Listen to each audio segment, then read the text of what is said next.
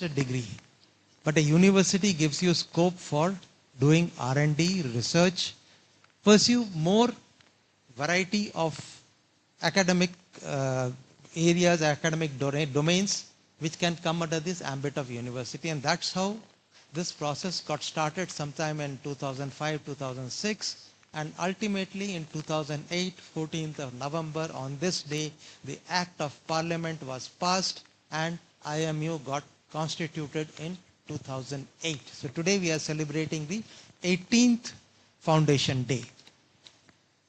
Since those days of 2008, when the university was initially functioning from the premises of IMU Chennai campus, and we had got a land of approximately 30 acres, or I think 300 acres from the government of Tamil Nadu. Most of it was marshy land, but we could recover certain amount of land, and we had set up our headquarters there at the Semancheri campus. The BTech branch of IMU Chennai campus also operates from the Semancheri campus, and there are plans for further growth in Chennai. Similarly, in 2009, the Kochi campus came up.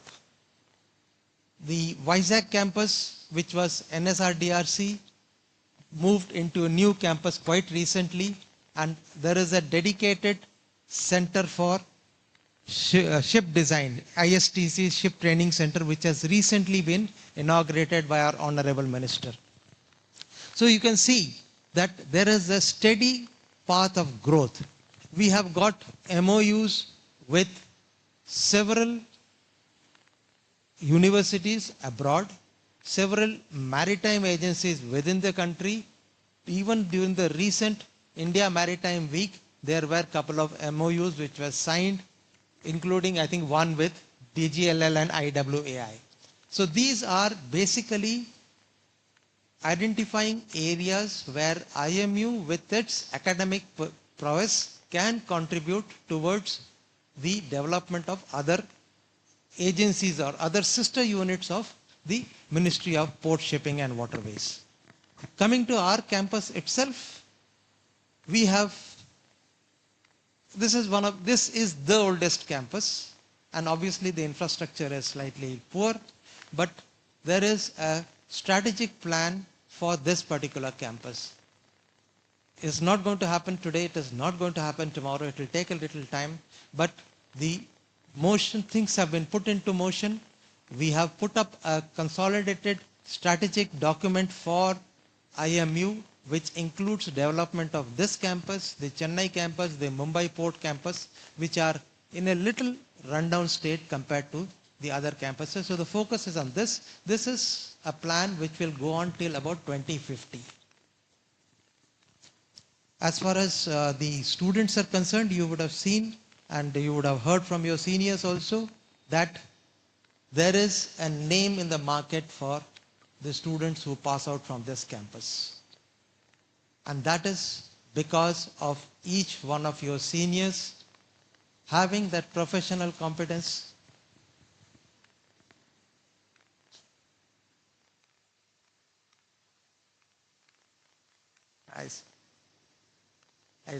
welcome, sir.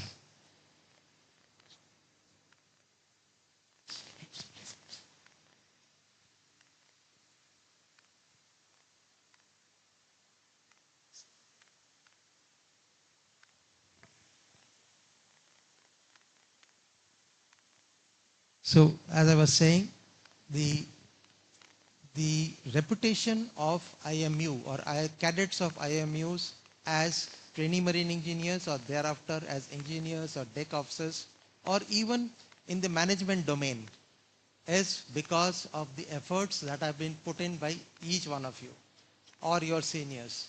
And I would impress upon each one of you to put in your best efforts, use this period of 4 years that you have with you to acquire as much knowledge that you can.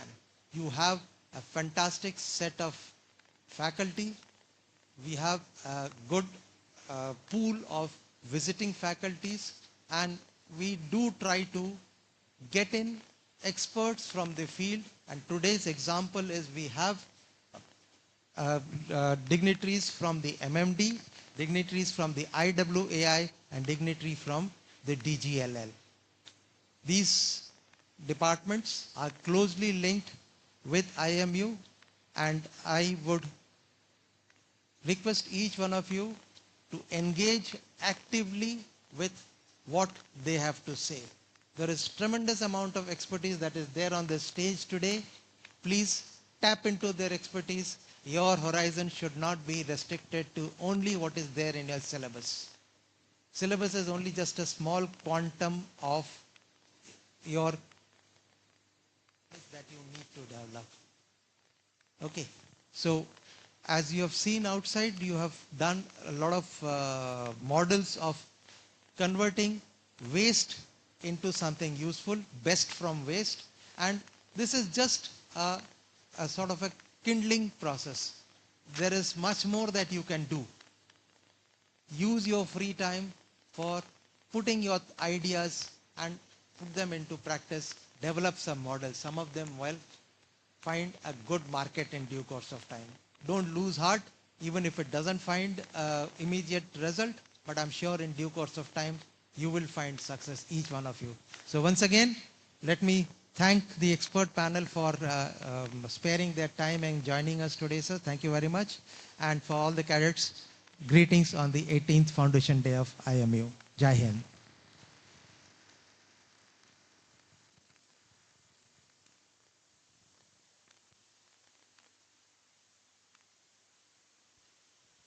Thank you so much, sir, for your encouraging words and constant support. Now, we move on to the most awaited part of the evening, our talk show. Our talk show featuring our esteemed panel of speakers who will be sharing their thoughts and experiences. This will be followed by an interactive question and answer session where you will have the opportunity to engage directly with our panelists and gain deeper insights into the discussion. As we start off the talk show, it's my honor to invite Mr. A. Srinivasa Prasad, sir, serving as an engineer and ship surveyor cum Deputy Director General at the Maritime Marine Department, Kolkata, under the Directorate of General Shipping. Directorate General of Shipping.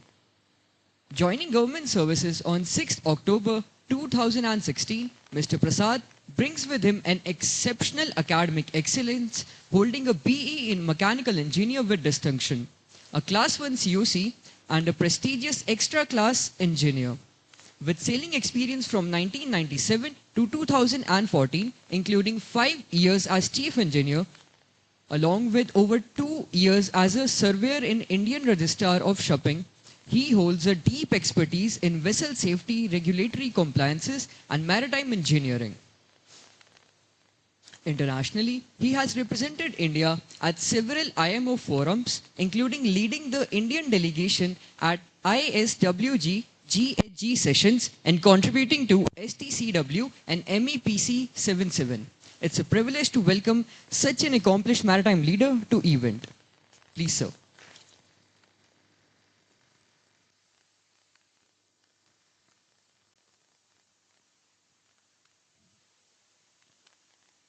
First of all, let me congratulate you on the occasion of your 18th Foundation Day of IMU. The brief introduction, thank you for introducing me. And also I would like to congratulate the participants who have actually participated, the 5 teams with the waste recycling. They have done some models and all. Congratulating all the 5 teams. See, there is a saying like the first, all great voyages will start with a single step. So I say that all 5 teams are winners. Okay, there must be slight marks deviation is there, first, second, third and all, that is different. But participation is more important. What is important is participation. You should take it as an opportunity. Whenever such competitions are there, it will, you have to actually participate so that your vision, your thought process and your knowledge, reasoning, these all will start developing. Okay, start reading to the books and just by hearting, it gives only some kind of a advantage in the exams. But what is required is that your way of thinking, how you have grown up and what kind of a creativity you have. And onboard ship, definitely it help you a lot. Okay, here you have a lot of your very experienced faculty with you during the academic your this career. They will be hand holding you and then giving you all the required academic knowledge and then qualification. But there you don't have any such faculty on board your ship, and you should be start inculcating into that kind of a expertise and knowledge, and then start learning by your own self. Okay, so you should be self-sufficient, and you have to mature yourself, because now you have all these 4 years are the best time to groom yourself and be prepared for the sailing. Okay, that is ultimately, maybe majority of them will prefer for sailing. So my entire talk will be based on that particular aspect. Maybe if you want to really preferring for shore job, I'm not touching into that. So the entire my duration of talk will be focused after once you leave from here, this your IMU. So then how you have to prepare, and what is your thought process, and how you can take advantage of this knowledge what you have acquired in IMU, and also exceed in the professional your next career pathway. Okay, that is the main motto I would like to say. And during my when I was asked you to lead as was one of the judge for this competition, I asked the first year students, are you aware of MMD? I didn't get an answer from them. See, this is up to certain extent it is acceptable as a first year students, but as you progress second year and third year and fourth year, you should be prepared for this your final step. Okay, that is your sailing and your profession. This is academic this excellence, and later on the second phase, what you are doing all these right from childhood, what you have learned and what you have acquired, this academic knowledge should it should be aimed for your professional excellence. Okay, so the next step is how to get a job, and what all things to be prepared by yourself, and what you should know, and how should you excel in that profession. Okay, and it is slightly different from the shore profession and sailing profession. I will go through that career path step by step. First, let me ask you here, so because it's after lunch hours, some people may be a little bit drowsy after a hefty lunch. So I need to have a interactive way of engagement, so that it will help you a lot. Okay, the mainly I took time to come here because it recollects me about my college days and all. And if somebody has organized such talk shows and all, it would have definitely benefited me in particular. Later on, we have honed the techniques and tools by ourselves, and there are no one to guide us. Luckily, your IMU has taken all that steps at an early stage in the first year itself. So take it as an advantage, actively participate in the talk show. And if you have any doubts, you are free to ask. Okay, first let me ask from this side. Are you aware of what is MMD? Mercantile Marine Department. Please raise hand if anybody knows. Are you aware of what is Mercantile Marine Department? Anyone in this hall? See, this is the plight. So tomorrow, once you step onto the ship, and then you want to have a certificate of competency, you have to visit to that MMD only. And it is, with sorry, I would say that you are not even aware of what is MMD. That is your flag administration, Indian flag administration, Directorate General of Shipping, and there are the allied offices. Okay, there are 5 MMDs are there, Mercantile Marine Departments, and Directorate General of Shipping. Do you know where it is located? Anyone? Head office? Huh? It is at Mumbai. See, now you are, once you pass out from here and you join as a junior engineer on board ship, after that where you will go for exams? Which place are you going to go? MMD, Mercantile Marine Department. It is not far away. Now we are in the first year. After 3-4 years, in the fourth, after passing out, you just join for 6 months on board ship and you'll go for your exams. And you are not aware that where you are going to head to. And what is the name of that organization? That means, are you really prepared for the future? That is the question. Okay. So now whatever that spoon feeding is done, it is done. You better come out of that and you should be self-sufficient and learn by yourself. On board ship, there are no one to teach you. You have to learn by yourself. Of course, there is some kind of a monitoring supervision is there by your senior management people, but it is not like your college. Having said this, and it is a very interesting profession, very good profession, and it's also, you have a very good package, pay packages and all. That is the best part of this one there. So at the same time, you should also excel yourself and continuously learn. And it is not that once you have your degree and then you will be promoted to chief engineer. And anybody knows that what is the career progression from junior engineer to chief engineer? What are the ranks on board ship? Engineers. Anyone? It is quite surprising to know that once you join the ship, you don't know what all ranks you have to pass through. Yes, at least one hand raised. Very good. First, give a big hand to him. Because see, whether you should take it as an advantage, you should have that courage to speak and stand out.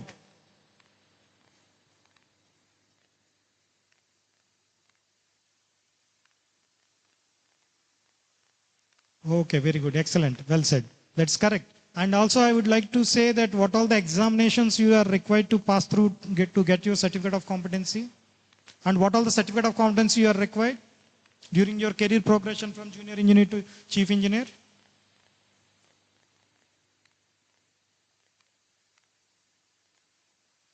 Okay, how many COCs you are supposed to have to get to the chief engineer? What are they? Please make a note of it. Okay, I am just asking you for your information. I know that I am one of the examiner. Tomorrow once you pass out and you come for the oral exams to me only. Okay, I am not asking you to know what it is. Okay, I am just asking him for your benefit. Okay, you all people should also know it. Go ahead. Class 4 COC, that is for, see, let me tell you in detail. First, once you complete this, I hope that you all will pass with the flying colors from this university. I am very sure. And that you are already successful in getting admission in this prestigious institute. That is your first step you have already gone through. Now you have to focus on the next, your career progression. Okay. First, once you complete your 4 years engineering degree, then most of you have campus placements, and also some of them may directly approach some of the companies and all. The first step what you have to do is that whether the company which is providing the placement, you have to verify whether it is a registered RPSL or not, whether it is a ownership company or a management company. So certain legal checks and certain kind of a knowledge you should have it while boarding a vessel, before boarding a vessel. The first step what you should do is that there is a licensing process is there in the Directorate General of Shipping. For all the companies who are placing any kind of seafarer, they should have a license. Who will give you the license? Again, the Directorate General of Shipping.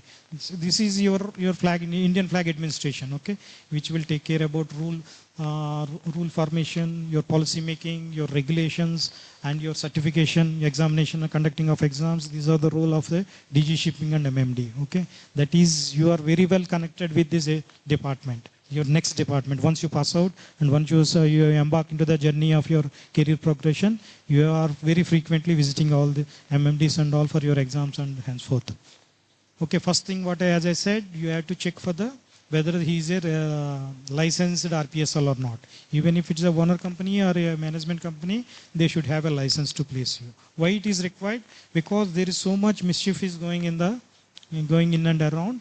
There are very false companies and false agents who will promise you for with a fake jobs and all. They will take a lot of money from you, and you will end up losing that money and all. So to know the credentials, so first verify whatever the offer you get from any of the company. Go to the DG Shipping website and check whether that particular company is there in the list of that registered RPSLs, so recruitment and placement agency, whether it is registered or not. Okay, that is the list is published in the DG shipping portal. Okay, there you can go and have a familiarize yourself. That for these all things you have a very good ample time of 4 years in hand. Since you are all first year students, you have a lot of 3 years plus time is in your hand. Maybe you enjoy, don't miss out this college student life also. At the same time, when you come into the second, third year and slowly you should start interacting with your colleagues, friends and all who are already sailing, your seniors, have a rapport with them and then check out which all good companies, how, what kind of and you have to prepare for your future journey. That's how. Don't cut yourself and isolate yourself, engage. Once you are in the third year and final year is for takeoff. Okay, you should be you should know each and everything. A final year student is not supposed to say what is MMD, like as you are saying now, you are not even aware of it. Okay, that is not acceptable when you are in final year, because that means you are not prepared. Okay, whatever you learn here is for your career progression and all. No? That is, as your director sir also said, that this is one aspect. Another aspect is your professional journey and excellence. Okay, after verifying this RPSL agencies and all, then you have to see whether that agreement, what agreement your company or your management company or either ownership company is giving you. There is a article of agreement in the DGB website. They are supposed to upload that agreement also, and it should be complying with which all convention. Anybody can say that your seafarer rights are protected by which convention? There is a MLC. Have you heard about MLC? Can anyone say what is MLC? Maritime Labor Convention. Okay, they have come up with very good regulation, rules and regulations to take care about the seafarers. So whatever the agreement the company gives you, it should be covered as per that guidelines. Okay, so there should be a CBA, collective bargain agreement. 3 parties will be involved. One is your company, another one is seafarer, and the third one is union. Okay, seafarers union. Because they have the guidance, rules and regulations, what kind should be the pay, what should be the minimum rest hours, what should be the working hours, what should be the repatriation whenever you finish contract, what should be the repatriation, and your medical expense if you have injured on board, what kind of a medical. So the company need to be binding by some kind of a legal document. That is your agreement. Okay, see whether that agreement is in compliance with the MLC regulation. Majority of all these registered RPSs, they have a standard format. Having said this, there is a prescribed DMLC part 1, part 2. It is published also. You can also verify that. There are certain conditions and guidelines are given there. Ensure that it is covered in one way or other in your agreements. Okay, that is the second aspect you are supposed to look into. Okay, now this is about with regard to the placements and all, and with regard to your career progression and excellence. Once you complete your education and joined as a junior engineer on board, what you are supposed to take with you, along with you when you join the ship? Any documents or anything need to be carried along with you? There is one important document which you are supposed to fill up, and without that document you are not allowed to appear for class 4 exams. What is supposed to fill up? There is one book, TAR book, training and assessment record book. Okay, there is a TAR book will be there. Before you join the ship, you have to take that book along with you. It is a standard book as per the DGS guidelines. Okay, there are a lot of assignments are given there, drawings, sketches, your pipeline diagrams, so many things are there in that. On board your ship, and it is your chief engineer and second engineer who is your supervisors. It is their obligation to train you and ensure you that you fill up that assignments, and also it is your responsibility to get the assignments done and get their signatures before you disembark from the ship. And that is required while submitting, applying for your class 4 exams. Once you complete that required sea service, along with that, during the assessment time, it is being vetted. Your TAR book will be verified whether you have gone through the minimum number of assignments, you have the requisite experience on board. That is a practical experience. No? Apart from this theoretical experience, there is a practical experience also we would like to access. So there are 2 types of examination for verifying whether you can be promoted as a 4th engineer. Like when you drive a car, the RTO office will be giving you a driving license, right? That is required to drive on roads. In the same way, when you finish your junior engineer cadetship, onboard ship, you will not be promoted directly. No matter how good you are not supposed, as per the rule requirements, you cannot take the job of a fourth engineer, and you cannot keep an independent watch without that certificate of competency. That is a kind of a license which the your Indian administration will give you. Okay, so for that there are two types of examinations. One is written examination and oral examination.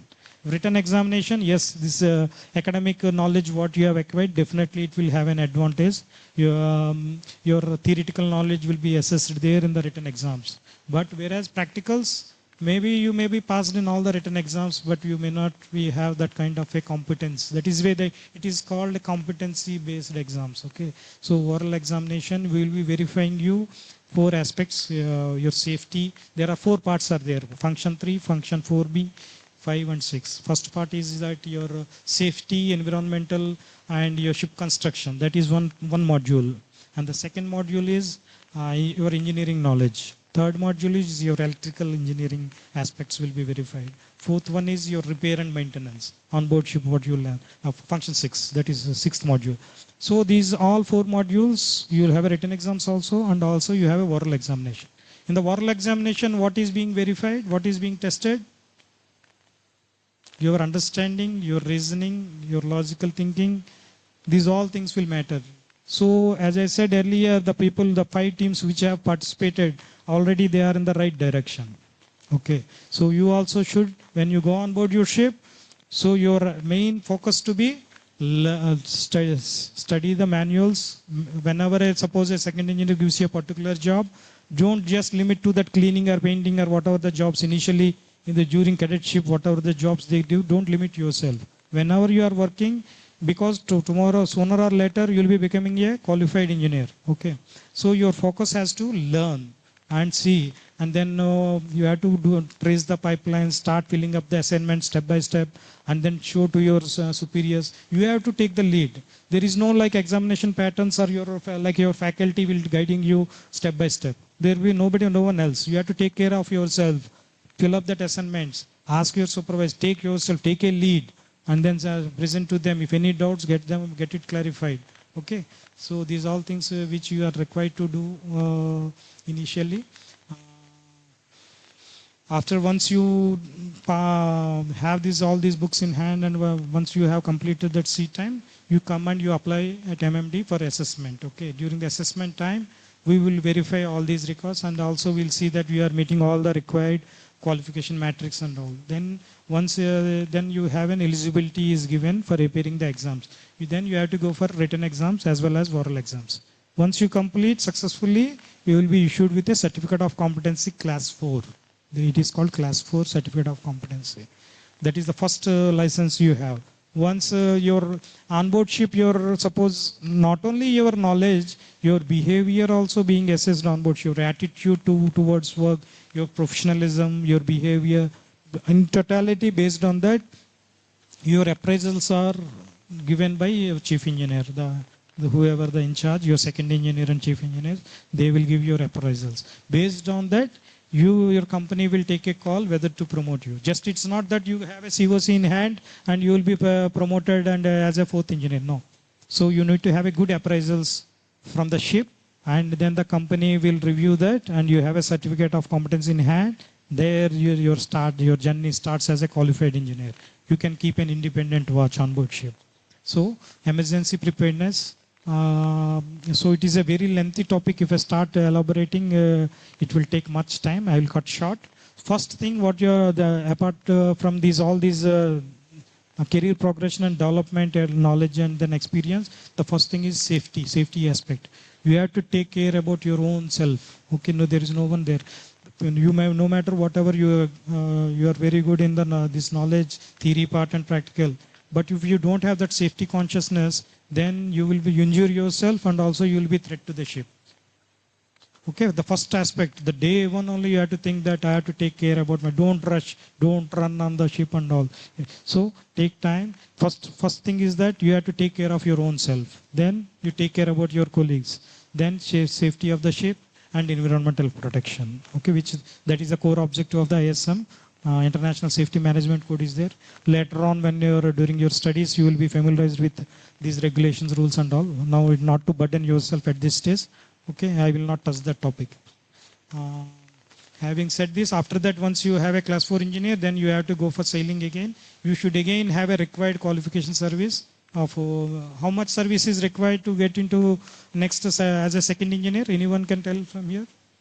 What is the sea time required for a fourth engineer to get him qualified as a second engineer? To make himself eligible for to appear for class 2 COC exams?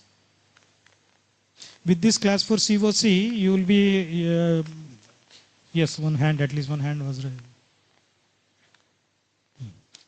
Okay. See, this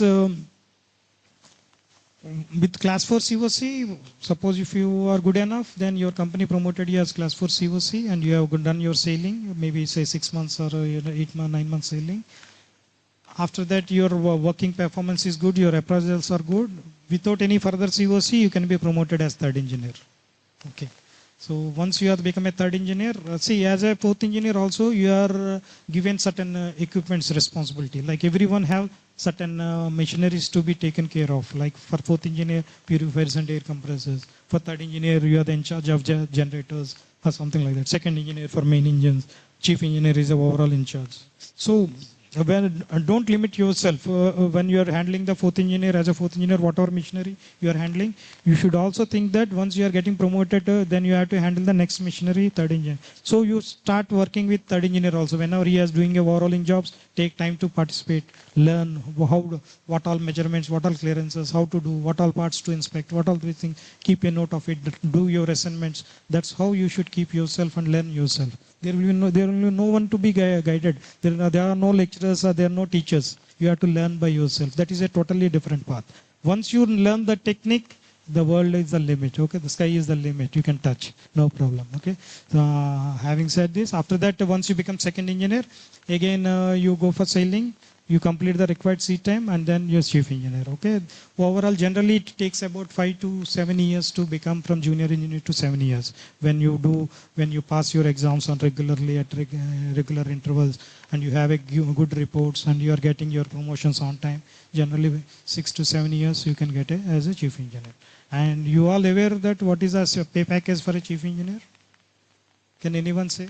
Now as a market standards? Just to encourage you, I just want to say you it is somewhere around 10,000 US dollar to 15,000 euro on an average. So company to company it may differ. Okay. In the same level, you have a very good pay packages for fourth engineer also. You just straight away you with a 6 months experience, you will be paid about 1 lakh plus. And once you become a third engineer, you will be having around 3,000 to 4,000 US dollars. That is 2.5 lakh to 3 lakhs salaries. Very good salaries. Where you will get such a salaries. Okay, so motivate yourself. So your main target is chief engineer. So don't be disheartened with the small hurdles what you'll face. Everyone has to pass through these hurdles. You learn by experiences only. Okay, so aim for that your final target, and then be prepared and have a successful career. Best wishes to everyone. And if anyone have a question, you can throw to me. No questions asked. Either you know everything or either you don't know anything. Anything with regard to career progression, your examination. Okay. So once you become chief engineer and all, maybe sailing, sometimes you may not prefer sailing because leaving your family for a long time and all. If you want to shift to shore job, again you have a lot of avenues. Okay, open for that. You can join as a superintendent, you can join as a faculty with that experience with class 1 COC and all. And then you can join like me as a flag state surveyor. Okay. Again, you have to see, let me tell you, not to bolster my position here, just to give an encouragement to you. I have a 15 years of sailing experience. With that, 5 years as chief engineer. Then I joined the Indian Register of Shipping as a surveyor. Surveying the ships for 2.5 years. With this experience, then if you want to join the flag administration, then you have to pass through the UPSC. The UPSC exam is where your civil service examinations will conduct. The same panel will take your orals interviews. Okay, so see the value of your sailing experience. With an experience of say 1 year plus in the senior management level officer, you can able to apply for that job. And once you are selected, the panel will be sitting over there. You will have the similar kind of a interview taken for just like for IAS, IPS officers. What kind of an interview? Similar interview is taken for you, and they will see whether you knowledge, your experience, whether what kind of a personality and all. They can judge you very well within that half an hour interview time, and you will be placed at 7th year wages where an IAS officer or a civil servant will be getting it. It is a lateral entry. You will be not joining as a first year salary as a IAS officer. Okay, you will be joining straight away at a 7th year and you are at par with them. Okay, it is the same pay matrix, same level, same facilities. What kind of, if Directorate of Estate you want to apply for your quarters also, you are at par with them. So why I am saying all this first is that you have a bright future. And as a superintendent, if you join it also, you'll have a very good pay packages. Okay, now on an average now about 4 to 6 lakhs per month salaries for a superintendents. Very good pay packages. Even if you want to shift shore job, it is a very lucrative profession, but at the same time, it has its pros and cons also. Every profession will have a pros and cons. Be safe, happy sailing, and if you have any doubt, you can always approach us. My name is Srinivas Prasad. I am Engineer and Ship Surveyor cum Deputy Director General at a Mercantile Marine Department, Kolkata. Earlier I was at a DG Shipping also. I have issued certain notices, merchant shipping notice, circulars, and you all should, once you come out of this college, you all should know where and what all circulars are coming, what regulations, what rules. This will add to the second engineer class 2 level and all. Okay, you should. So I'm just giving you an insight. There is a DG Shipping website. Once you go out from here, get yourself familiarized, open that site and see, so that you are in touch with your industry. That is your own industry now. That is your, and you people are not aware of your own flag administration. I know that this could be the reason. That is the reason I came here, taking my time all the way from MMD to here. Okay. So if you have any doubt, you can always write to me. There is an email available in the public domain. You can reach us by email, or you can call that numbers what are available in the public domain. Okay. With this small brief talk, I wish you a best wishes and best of luck in all your future endeavors. Thank you. Have a safe sailing.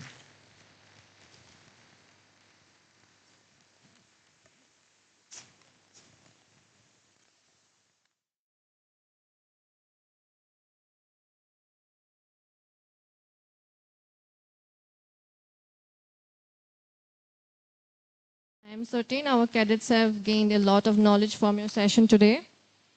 Our next distinguished guest is Mr. R.K. Singh, the esteemed director of the Inland Waterways Authority of India, Kolkata Regional Office. Mr. Singh plays a pivotal role in the planning, implementation, and regulation of inland waterway projects across the Kolkata region, ensuring safe, efficient, and sustainable inland navigation. His leadership continues to strengthen India's vision of enhancing waterborne transport and developing modern, eco-friendly waterways. Please join me in warmly welcoming Mr. R.K. Singh, sir.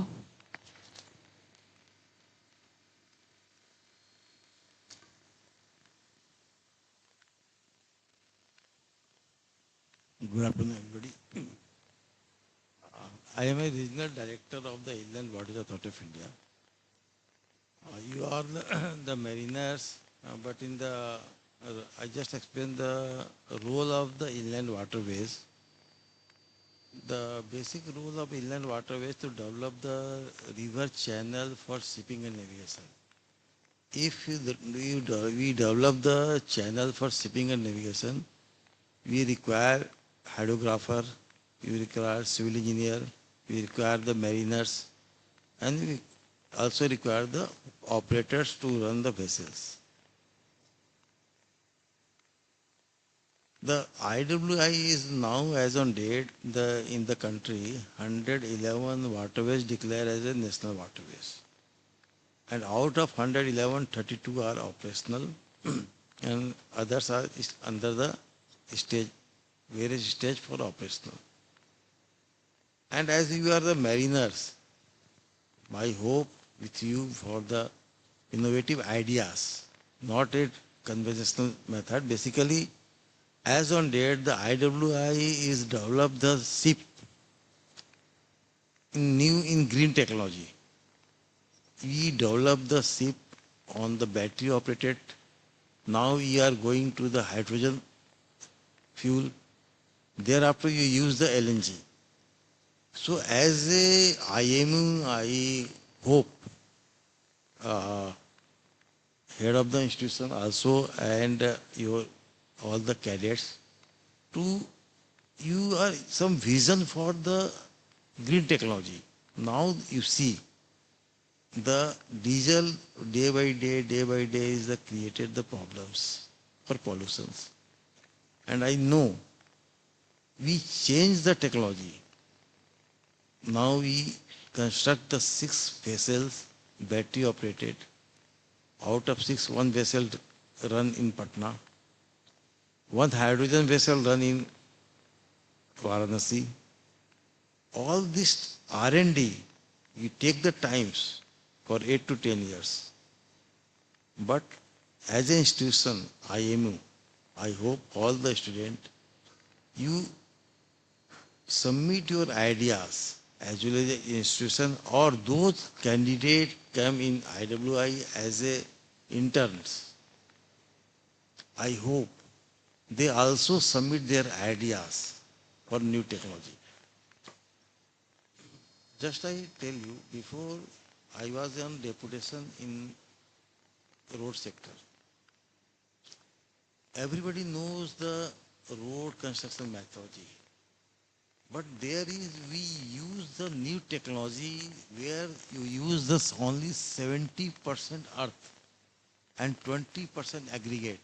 In the road technology, earlier conventional method, they use the 90% of the stone chips. But the technology changes. If you are seeing the methodology of road construction, so you know the stone aggregate is the main component. Now the technology changes. They use earth, 70% earth or 20% only stone chips, 7% cement, near about 2% adhesive operation water. And road is ready after half an hour operation start. Vehicle can move. So this technology is now the use in country as well as the abroad also. So I hope IWI use the green technology. We hope all this new technology in green technology based on the ideas. So I hope all the cadets, they also thought, what is the new technology? Basically day by day, the global scenario changes. So I hope you all thought for the new technology. And second thing, as a mariner, basically professionally I am a civil engineer, so I can't say about the mariner. But in my department, we have a marine department. So there is also, we use lot of ideas. And sometime, last time, 5 or 6 interns came in my office. They have given some new idea to us. We can implement it there. So I hope IMU to send more students in my department as an internship. We can utilize you can consider their thought, their ideas to implement in our vessels. Thank you.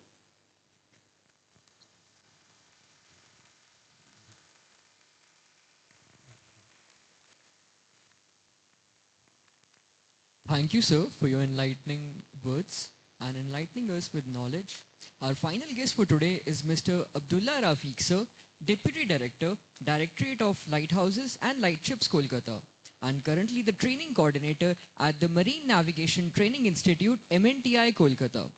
His remarkable career spans over 30 years across key government sectors, beginning in 1993 with the Indian Air Force as technical staff, followed by his selection in 2007 as Junior Works Manager in the Ordnance Factory Organization through UPSC, and later joining with the Directorate of Lighthouses and Lightships in 2025 as Assistant Executive Engineer, once again through UPSC. His wide-ranging technical experience combined with his commitment to the maritime navigation safety and training makes him an invaluable contributor to the maritime sector.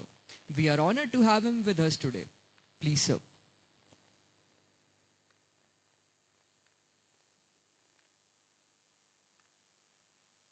Hello. Hello. Check. Is it working?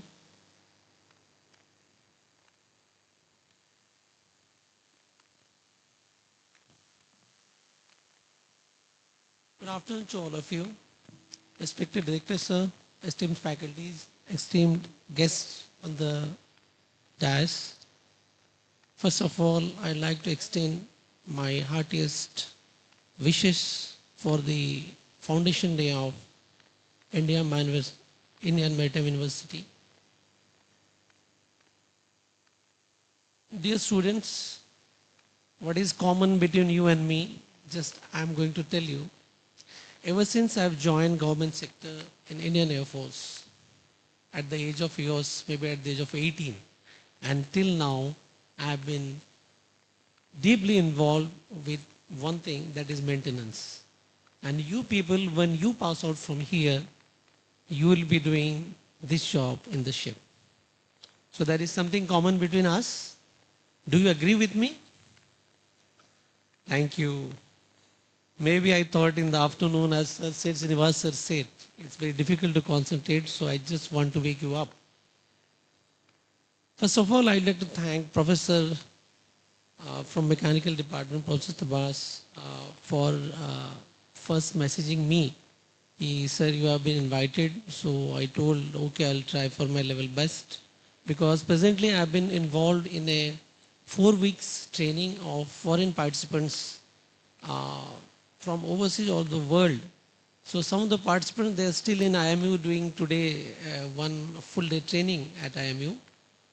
So I've been told there are 2 to 3 subjects, that is innovation in maritime engineering, then career pathways, then sustainable practices in marine engineering. So I would like to touch all the subjects one by one. As we all know, this IMU was established in 2008. However, its legacy goes back to the training ship Dufferin in 1927. Since then, the rich legacy is being passed on to this date. We are here to celebrate its foundation day. I'm from Directorate General of Lighthouses and Lightships. May I ask you please, can you, anyone tell me about DGLL? Anyone? Directorate General of Lighthouses and Lightships. No one. Let me tell you what's a DGL. See, when you'll be sailing after passing out from here, when you'll be sailing in ship, so you have got all the navigational aids. Do you understand what I say? All the navigational aids like radar. These are all navigational aids fitted in a ship. It helps to ship to sail in a sea. Whereas DGLL provides external aids to navigation like lighthouses, automatic information systems, differential global positioning systems, Raycon, Navtex, whatever external aids to navigation systems I have pronounced before you. Have you ever heard of this? Lighthouses you all know? Good. AIS? Automatic Information System? No. DGNSS? That is Differential Global Navigation System? No. Do you know what a Raycon is? No issues. Do you know what a Navtex? I'll tell you just brief because I'm here to tell you the other side of a ship. When a ship is plied in a sea, so how it gets help from the external aids. A lighthouse with a light, it's not a light, it's the number of flashes and the duration, it gives a character which is marked in your map. Nowadays maps are not used, so in your EGDIS. Okay? So for a navigator, this lighthouse is a very important mark on your navigational path. Then coming to AIS. What is an AIS? It is an automatic information system. As per SOLAS convention, all ships more than 300 gross tonnage must be fitted. There are more definitions, but it's not the time to describe all. So all the ships having more than 300 gross tonnage has to be fitted with AIS transponders. So to work, how it will work? It should have a onshore facilities. So the onshore facilities are called PSS, physical source stations, or AIS base stations. So with the communication between the ship and the AIS base stations, the information is exchanged, and that information you can see with the help of software in a scope. So in that way, you can, a ship is being, you can mark a ship, then its basic purpose is collision avoidance. So AIS is a mandatory, as per SOLAS convention, that AIS transponder has to be fitted on a ship, and it has to communicate with the ground-based facilities. Then coming to DGNSS. As we all know, GPS is a kind of service which you all can access through your mobile nowadays. We all do navigation while sitting in Ola and Uber, all these, booking of cabs. So we do the GPS, but the GPS freely available. Can we use it for our precise navigation? No. They have introduced with some errors that the accuracy is more than 100 meters. So with this you cannot navigate. So with a precise location which has been mapped correctly, so the GPS signal is being received, and whatever the correction is there, that correction is transmitted to the ships. So the ship which is having a GPS receiver with them, they will compare this correction with the position they get in lat long, and they can correct their position accordingly. So it's a service. I'm just telling about the service. First is lighthouse, second is automatic information system, and third is DGNSS. So DGLL is providing all these. Then in most of the lighthouses or the landfalls or the important structures, we put a Raycon. Raycon is nothing but it is a radar transponder. Moment it is hit with a ship's radar's EM signal, so it will transmit a particular code of an alphabet. There are 13 alphabets which can be transmitted from a Raycon, because there is a rule that all these alphabets must start with a dash. All of you know Morse code? Yeah. So Morse code, the alphabets are the combination of dash and dots. So in 26 alphabets, there are 13 alphabets which starts with dash. So a Raycon gives us two things: identification of a place, range, and bearing. In a radar scope in a ship, so it gives a Morse code with a bearing. Then Naptex, it is a medium frequency direct printing services. It is providing various meteorological and safety related informations directly printing into a ship. So Directorate General of Lighthouses and Lightships, since its inception from 1927, it is providing the services. Recently the Lighthouse Act has been amended, and new act been passed, that is Aids to Marine Navigation Act 1921. So we have got 205 lighthouses across all peninsular India, in Andaman Nicobar Islands and in Lakshadweep. Okay, we have got 23 DGNS stations. We have got 74 Raycons.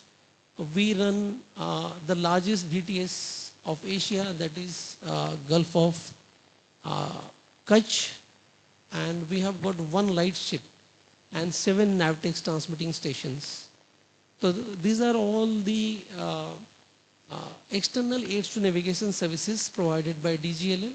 So I've been working with DGLL since 2015. But here in Kolkata, I'm in Marine Navigation Training Institute. It's a very small training institute, not big like IMU, but it has something to do with maritime sector, which I am just going to share with all of you. Marine Navigation Training Institute was initially in 1964 started as an internal training institute of DGLL. In 2014, we have signed an agreement with Ayala. How many of you knows what an Ayala? Can anyone tell me? Earlier it was known as International Association of Aids to Navigation and Lighthouse Authorities. It was a global NGO. It worked in tandem with IMO. Anyone of you doesn't know IMO? You all must be knowing what is IMO and what is its role. So Ayala works in tandem with IMO,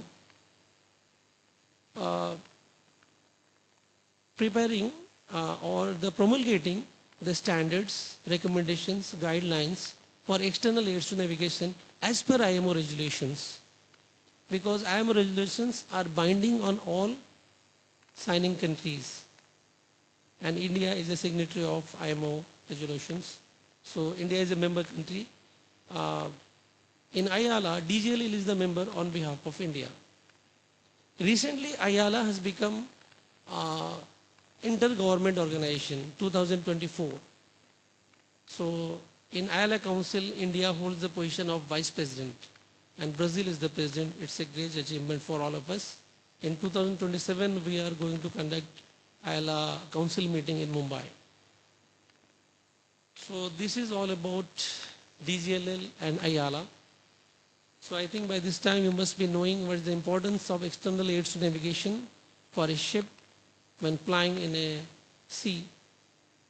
Now coming to, there are many issues related to, there are various issues related to you people in the maritime sector. You should put heart and soul into this. And I would like to motivate you at this juncture of time. You can all think about it and you can all plan or you can give a serious thought to it. First is technological and operational challenges in maritime sector. As you all are quite young and raring to go a long way, so the first thing which I'd like to draw your attention is digitalization. See, digitalization is not simply converting something analog into digital thing. Digitalization is something we utilize the power of, we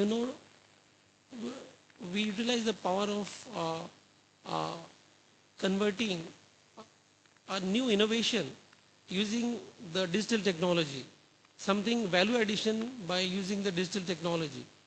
So this is something we can call as, there are various avenues like use of AI, cloud computing in maritime sector.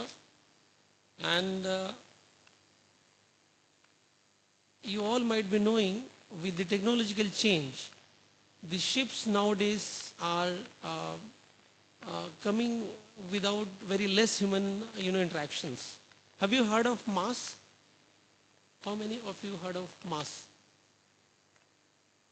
That is Maritime Autonomous Surface Ships. In 2023, I visited Japan, represented DGLL in a modern digital communication convention.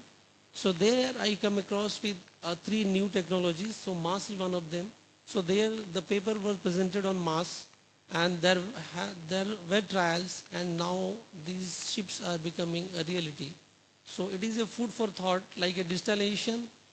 These MAS maritime autonomous surface ships are again a new technology coming to you. So by the time you pass out, so we might be having those ships in India also. And there are two major changes that is going to happen in external aids to marine navigation, that is in NAVTEX and in AIS. For NAVTEX, as I have told you, it is a direct printing services. The informations are transmitted in a medium frequency transmitters of the range of not less than 200 nautical miles. So the ships in that area receive the messages in the form of printers uh, in the ship. And as you all know, it is a requirement of GMDSS. It is a compulsory. One ship should have a one NAVTEX receiver. So receiving information regarding weather, meteorological and other safety related informations. So this NAVTEX is going, some major technological change is going to happen, and maybe within 10 years, this complete NAVTEX setup will be converted into NAVDAT. So in the NAVDAT, it is an advanced technology of NAVTEX where that all pictures, maps, or it is a better utilization of the bandwidth, and it will be a direct interactivity with the new technologies and the ready-made information, not like a printing devices like analog. Then coming to you all might be knowing when a ship flies, so it must have a VHF communication channel. So this VHF communication channel, its potential has been harnessed, and in this place, satellite AIs will be used. So that is called as VDS technology, that is VHF data exchange system. So why I am just talking with all of you, because these are all the new emerging technologies. You may note it down and you can study this, because down the line 10 years when you are out of this place, so you'll be facing all these things, and it might help you in your better career progression and choose of some areas for research or your work. Then overall, there is a term I'd like to tell you, that is e-navigation. So it is a strategy developed by IMU itself of harmonizing all the aids to navigation and external aids to navigation and the navigational aids. Now coming to few general points. I was told might be I'll be addressing the fourth year engineering students, but later I came to know you're all in first and second year. So these formative years at IMU is going to build your character. As I can see, since I have done 2 years rigorous training with Indian Air Force, so I can see myself in you when I was 18 years old, hairs very small, that's a very zero cut, with always in some kind of uniform, either PT uniform or working uniform or ceremonial uniform. I have worked in around 1.5 decade with Indian Air Force. So for your future, I have got 3 or 4 basic things I am going to discuss with you apart from these technological things. First is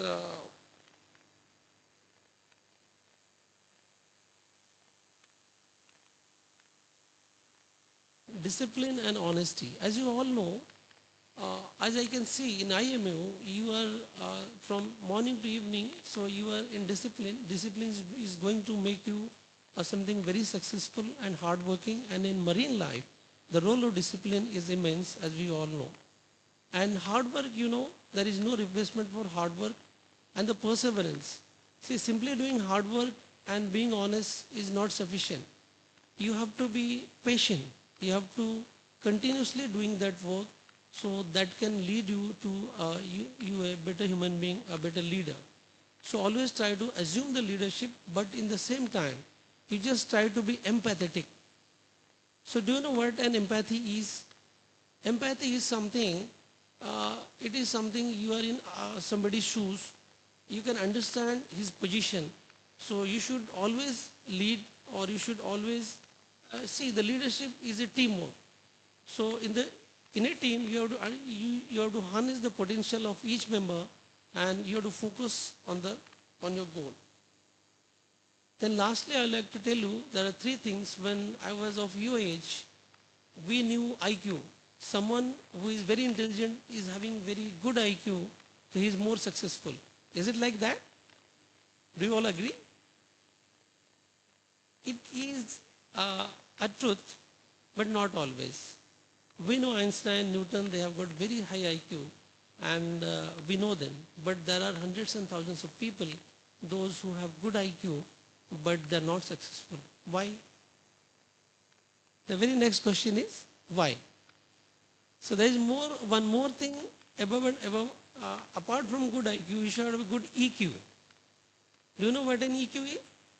It's an emotional quotient. You should know how to understand, perceive, and manage your emotion and perceive others' emotion and to act accordingly. So it's very important. So I always, I just thought I should share this idea with all of you. So apart from IQ, there is an EQ. And now there is something new, that is LQ. See, the technological changes are very sudden, and with the generation, I have a daughter I have a child of your age. I always think when we grew up, there were no distraction at all, almost nil distraction. At the age of adolescent, we might find some new, televisions, coming, cricket and all. But now you have a lot of distractions. So in these distractions, to focus on something, to build up your career with the help of discipline, so it's really an enormous task. So I would like to motivate all of you that this learning question you should always have with you, always ready to learn, ready to adapt to a new situation. So with this, I conclude my small talk. So if you have got any questions, you are welcome. Any questions, dear students? Yeah, please.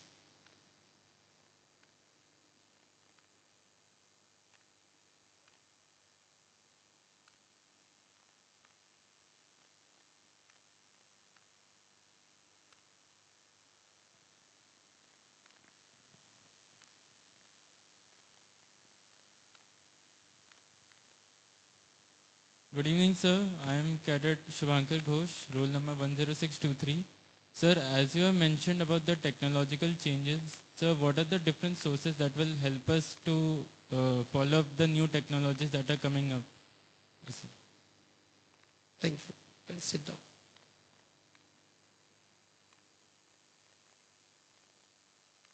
You can please. As I perceive, you ask how we can know about the technological changes that are coming up. See, for a new idea, for a new idea that immediately converts into some business, some kind of business propositions, and it suddenly come in front of us slowly. So it's something, it comes out of due to our requirement and want. As I have told you, these three new technologies when I came across in Japan, so there is absolutely requirement because the ships was plying in sea. There are some ships carrying dangerous, cargo, and ships moving in a very dangerous environment. So the concept of mass comes out of from that. So it is again the human brain who tries to find out the solution. So how to do all this with minimal loss? How to do with this with the minimal, putting the risk of life and the resources. So the concept of mass comes. Then coming this VHF channel, the spectrum is slowly it has become so engaged that they always try to find out some technology. So with this it burns out. Then again the NAVDAD, because our direct printing services in digital age is not acceptable. So they find something which can be integrated to ECDIS. So I'm just giving an example what are all the technologies I have just discussed with you. But in general, it comes out of our requirement. Then it is all human curiosity. See, Apple has fallen 1,000 times before Newton. But when this thing happened in front of him, so he tried why it has. So after that, that revolutionary discoveries was gifted to mankind, that it is the gravitational forces, and later he propounded the theory, it is not the gravitational forces, all the heavenly bodies, bodies, they are attracted towards each other with a formula which we have seen in our 10 plus 2 syllabus.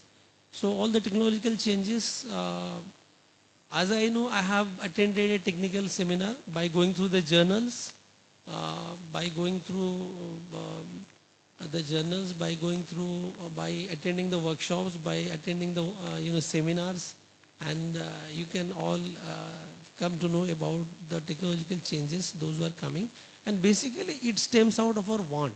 See, the green energy initiative, I mean taken by us, or the sir has told that IWI is also working on green fuel. So how it has come up? Because the fossil fuel is creating a lot of havoc. So they are creating a lot of pollutions. So definitely, and again, they are also prone to doing the pollution of the sea also if something spills. So we have to think of something clean, something cleaner technology. So there are ships which are being designed or they are on trial, like that complete, they are covered with solar panels. You can think of something, a ship is completely covered with solar panels, charging the batteries. So absolutely no fuel is required. They should charge the batteries, and what are the power requirement? We all should like electric car.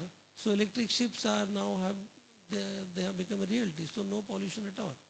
So the only challenge is the maximum solar power panels till now manufactured, the efficiency is not more than 30%. Maybe it is attaining 40% in a lab, but practically we are getting only 15 to 20%. So can you imagine a solar panel where if we get the efficiency of 50 to 60%, then how efficient transportation system we can make, be on land, be on sea. I think I am clear to you. Anything else, my dear students? It's really heartening to be amongst you, and my heartfelt thanks to the director, sir, for providing me the opportunity to stand before you and to present myself. Thank you very much. Jai Hind.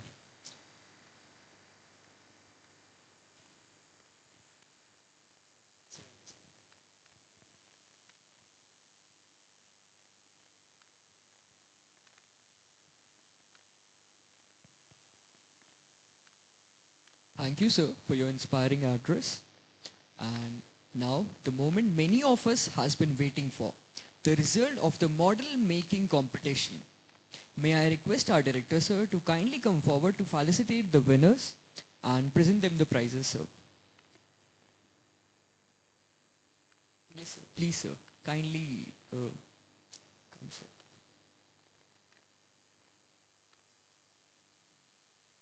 So, starting with the third prize. The third prize goes to Team 1, led by Cadet Dhirendra, along with his batchmates. A big round of applause for the third winner of the competition, guys.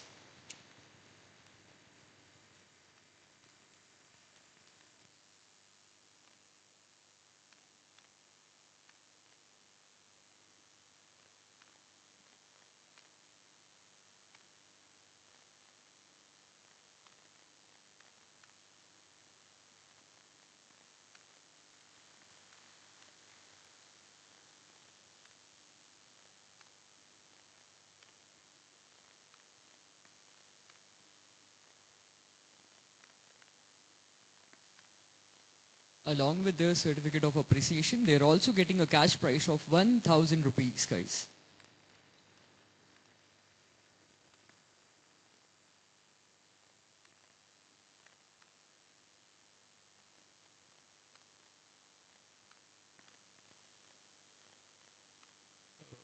The second prize goes to Team 3, led by Cadet Shivam, along with his batchmates. And they won the second prize for the competition, guys. A big round of applause to Team 2.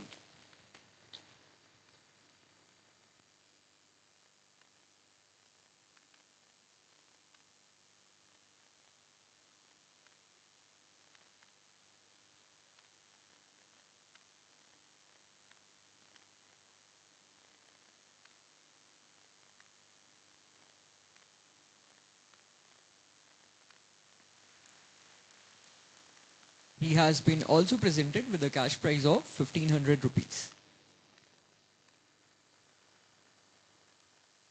Moving on to our final winner, The first prize goes to Team 2, which is led by Maz Ahmed, guys. He has won the first prize, and surprisingly, he was the only one in his team who has led his team all by himself. A big round of applause for Maz Ahmed, guys.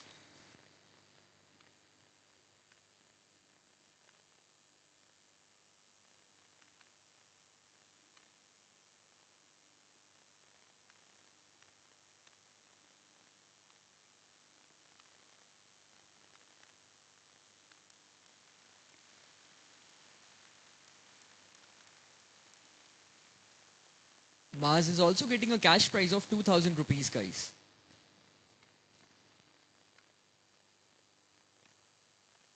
Last but not the least, there are two consolation prizes sponsored by our esteemed campus director, sir. So I would like to request Team 4 and Team 5, which is led by Cadet Siddharth, Cadet Aditya Ajay Kumar, and Cadet Aditya Kumar Aman Raj's team. Team 4 and Team 5. Both of the teams can come all together.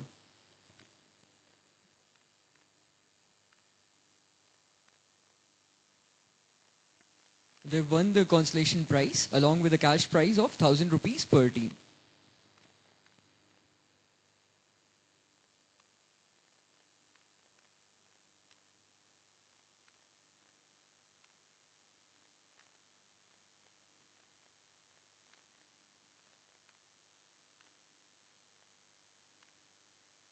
Congratulations to all the winners and a heartfelt appreciation to every participant for your creativity and hard work.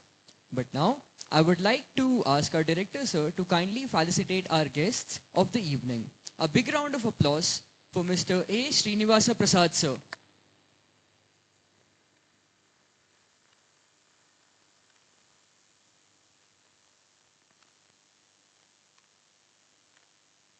A big hand for Mr. R. K. Singh, sir.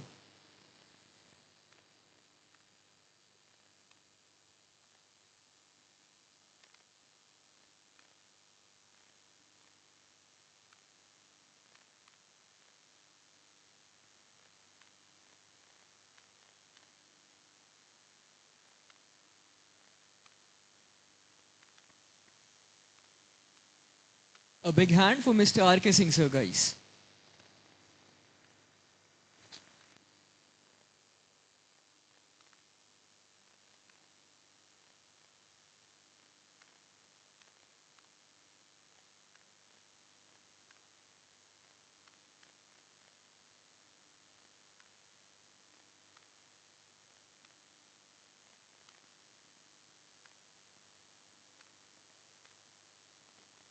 Last but not the least, a big round of applause for Mr. Abdullah Rafiq, sir.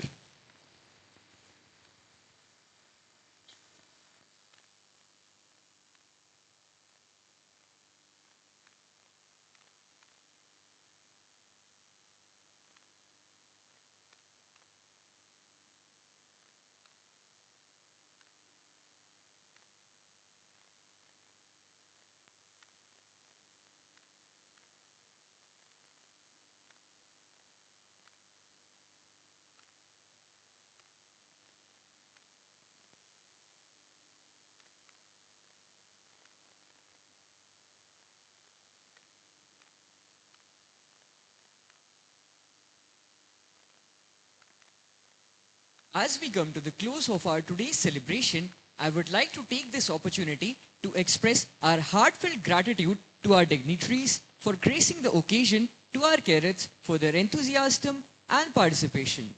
On behalf of IMU Kolkata, thank you all for making this Foundation Day truly memorable. We hope you have a wonderful evening ahead.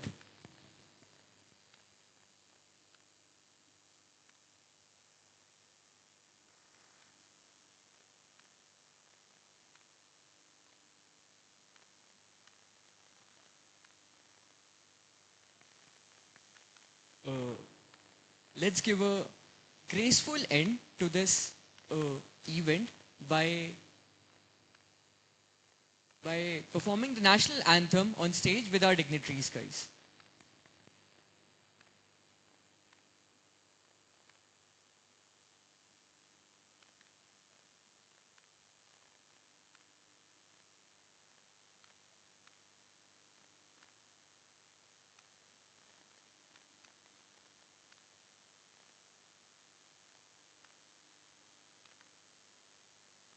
गण मन अधिनायक जय हे भारत भाग्य विधाता पंजाब सिंध गुजरात मराठा द्राविड़ गंगा विंध्य हिमाचल यमुना गंगा उज्जल जलधि तरंगा तव शुभ नामे जागे तव शुभ आशीष मांगे गाहे तव जय गाथा जन गण मंगल दायक जय हे भारत भाग्य